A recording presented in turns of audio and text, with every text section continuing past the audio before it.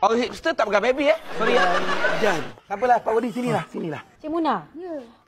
Lola rasa kan Cik Mona panggil babysitter lah. Sebab Pak Din tu dia tak ada masa pun nak jaga semua ni. Bukan saya call Pak Din.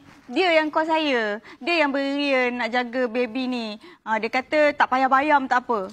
Kan set bajet tu. Saya agak dah. Dia ni. Ya Allah. Saya agak dah. Ikutlah. Mu nak percaya ke? Apa ni? Allah Akbar. Ikutlah Pak Kodi. Pak Kodi nak percaya ke? Kojek nak percaya. Dia menangis kuat tu. Nampak tu? Korang ni kan bising lah. Itulah wahai anakku, ayah dendangkan lagu hanya Makin takut untukmu. budak tu Pak Kodi, makin takut. Ni Pak Kodi, Kojek masih lagi nak main-main. Dengar dia kata tadi. Dia kata sebab Pak Din tak nak ambil bayar Pak Din free. Ini sebab Mona nak ambil kesempatan terhadap Pak Din. Angkau ni macam ansuang lah.